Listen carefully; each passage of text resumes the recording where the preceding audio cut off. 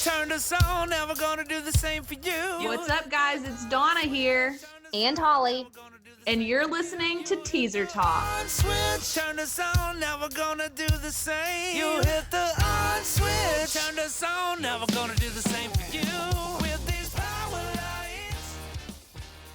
What's up, everyone? I am here with Rob from Bowling for Soup. What's going on, Rob? How are you? I'm great. How are you? Doing awesome. All right. So, we are here with you on a big weekend for you guys. It's, what, the 25th anniversary? Yeah, this is it's like a 4-day event. That's the 25th anniversary of the band. Yeah. I mean, like, with it being a Texas-based band in Denton, and then we're here in the Colony, which is not very far, so I'm sure it's going to be an awesome, like, local-type vibe, everything like that going on. I know you're not from here, though, are you? No, I live in Pennsylvania. So, like, how does that work? And I know I'm just going to just jump right into it. So, you just joined the band. You're, like, probably the most recent member, correct? Yes. So, that was this year, they announced. Yep. But it wasn't like...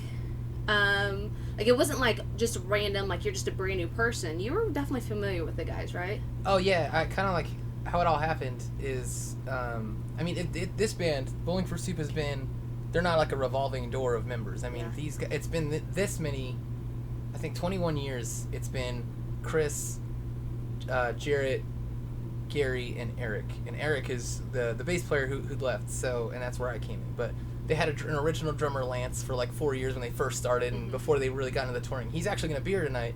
He's going to play a song with us. That's awesome. Yeah, so it's really cool. So I played in a band, or play still, in a band called Patent Pending. Yep. And we just came really close with Bowling for Soup like 10 years ago or something. We just started touring together, and by the end of the first tour, we're already like staying, in their bus and just being stupid and enjoying each other's companies, and just like we really hit it off. So when over the last decade, it's just been stayed really close, go to each other's houses, so it wasn't really much of a thing like, hey, I'm your nice to meet you, I'm in the band now. It was kind of like it just kind of happened organically. Like, they asked me to fill in, that's kind of how it started. While they're working some things out, and then it just really worked well, and for everybody it was a lot of fun, and that's kind of what it's all about with this band, more so than other bands. It's just about being here and enjoying it, and if it's not fun, don't do it anymore. Like, that's literally their motto, and they don't hide that. So Yeah, and it's just a fun group of guys. Like, Jarrett's always, like, really funny. Like, just watching his stage presence. Like, even listening to, like, the music. Yeah. Like, it's definitely... I could see how you guys jive, because Patent Pending's, like... You guys are kind of fun, too, so... kind of fun. Yeah, kind of fun. Cool, so how does that work with you being out of state? Like, I mean, obviously, it's not your first rodeo. It's not their first rodeo. But it's like, how does that work? Airplanes. Yeah. So that's really it. I mean, this band doesn't practice ever, which is, that's fine. They've been playing the same songs forever. So for me, I just worked hard at it at home to like make sure I was doing it as effortlessly as I'm capable of doing it, so that I'm not like bogging them down. Hey, we need to practice so I feel comfortable. The first time I played bass for them, it was funny. I first filled in for them on drums for Gary. Yeah. And it was just because he had to miss some dates on the Warped Tour because he was having his wife was having their daughter. And it was just the scheduling worked out really weird, and he was like real broken up about it. But they're like, "Hey, Rob, I used to play drums in a band called the Ataris." So they were like, "Hey, Rob plays drums, and let's just bring him in." Showed up with them. They were like, we went, did that really quick and just kind of in and out on that Warped Tour. But then the next year is when they're like, "Hey, we need you to fill in on bass." I was like, "All right, like here we go again." I flew down the day we were leaving. We literally went in the practice space and went over this like half of the set list a half of a time, and they're like, "You got this, that's fine." And I was like, all right, I don't really want to mess this up, but okay, I try to make that all work out. So really what we do is, if we're going to be doing a tour or whatever it is, I'll just either meet them at the airport in wherever we're going to, or depending on what direction we're going, I'll come to Texas first. We'll just kind of muster and then take off from there. So for sure, it just depends on which way we're going. We're going to Europe. I'm not like going to fly to Texas, and because I hate flying as it is, but So like Warped Tour, let's talk about that, because I don't know, I guess that's a sweet spot for me because the podcast was founded there, or like first interview was there, so I always like love it. Last year, well, I guess last year was the last year. Were you at the last one? Yeah. Oh, awesome. Yeah, so I guess this year is going to be the anniversary, but there's only like 3 dates.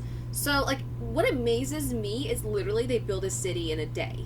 Yeah, that's the crazy thing. I mean, I've done it twice with Bowling for Soup, a billion times with Patent Pending, and just over, it never, I'm never like, wow, it's I don't know, it's kind of crazy how fast they set up 6 stages or whatever it is and just take over a parking lot and like make it their own thing for the day. Just fence it in and that's done. And then watching it all go down at the end of the day is as fast as it went up. And then they just do it in the next city day after day. Like, I can't even comprehend what it's like to be part of that crew for the Warped Tour. So, I mean, I think that's kind of why they're like, all right, 25 years, we did it. Like, I don't think we need to, beat ourselves into the ground. So now it's like they're just doing sort of the handful of festivals. Mm-hmm. So when they said the tour is over, that's what they meant, the cross-country tour. Because I remember when they announced these shows, Atlantic City, and today is actually the Cleveland one. Yeah.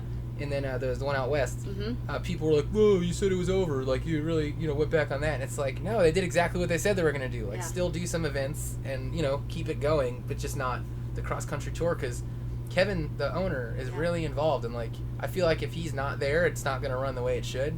And I think he feels that way, too. Yeah. And, people get old. So I think he's just kind of, like, done with that. Hey, Swin. What's up? I'm doing an interview. You want to hang? You're good. That's our manager. Hi. Nice to meet you. I'm Hollie. Swin. Nice to meet you.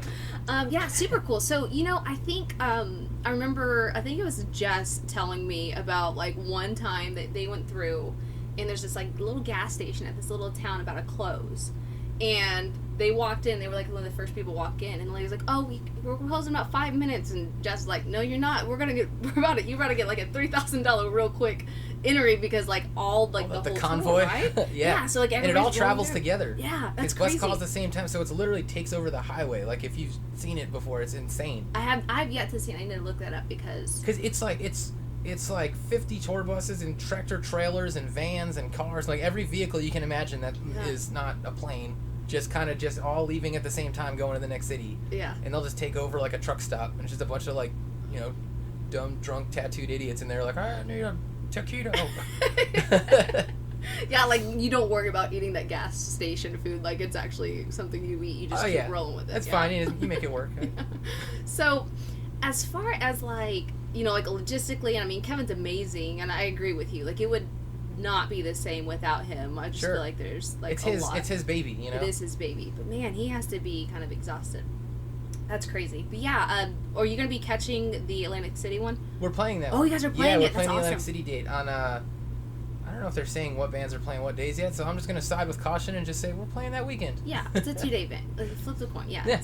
We'll be there. I mean, cool. There's a lot of deductive reasoning going with what bands are playing what days, because a lot of bands have announced their summer tours, and they'll be like, that date omitted from their tour schedule, so it's like, I wonder which date they're playing the Warped Tour show, so you can figure it out by using the internet.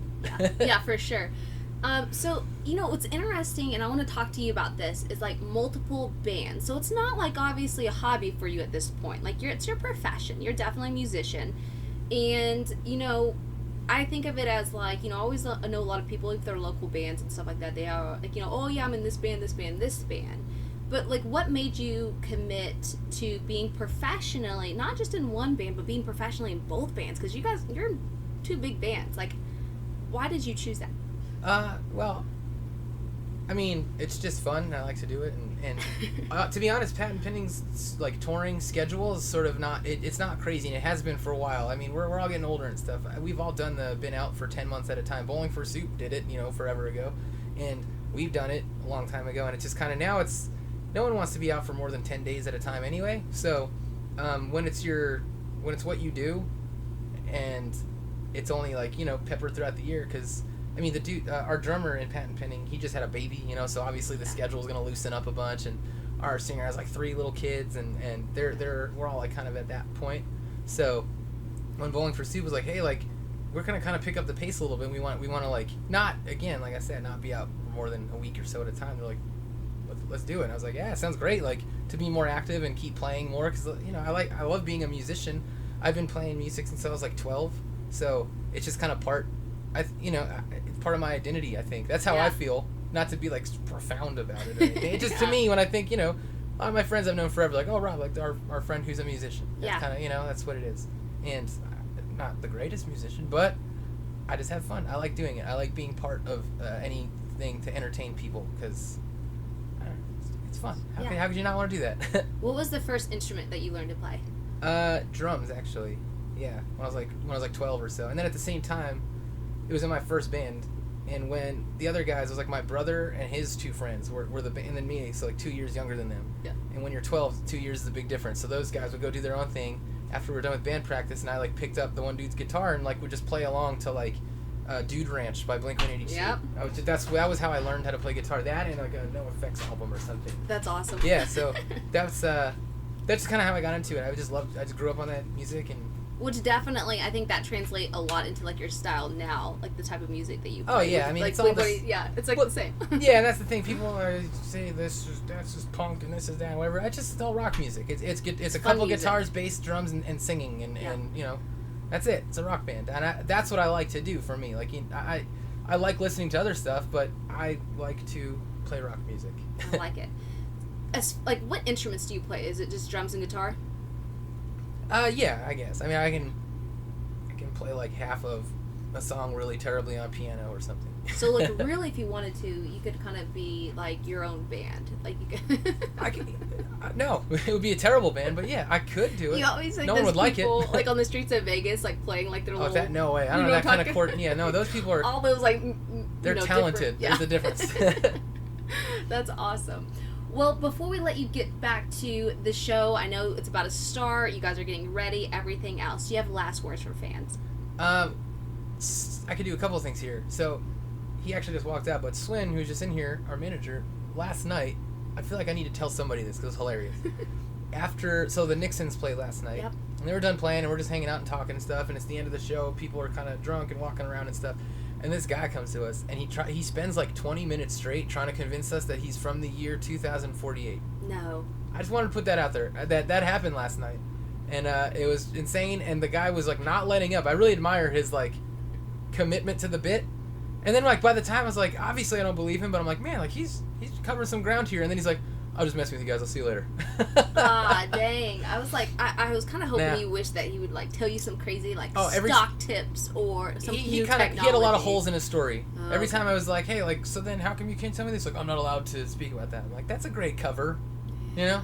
Had nothing to do with anything we were talking about, but I feel like it was an interesting tidbit. Yeah, that's fun. Last words. Man, I hope whenever this plays that anyone from the Dallas area that came to the show enjoyed it, because I'm very excited to play this one. It's a big deal for for this band to do 25 years, and for me to be a part of it's kind of crazy. I mean, I was much younger when they started, so it's just a big thing. And I've always loved Bowling for Soup before I knew them, so to be playing here and doing this is a big it's a big thing for me, and it's to continue to play music professionally is a what's the word I'm looking for? A blessing.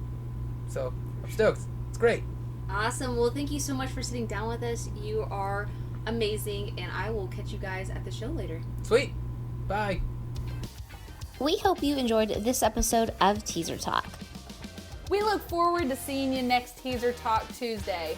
Be sure to subscribe so you don't miss it. Make sure to follow us on Instagram and Facebook at Teaser Talk. This way we can keep up with you guys until the next episode.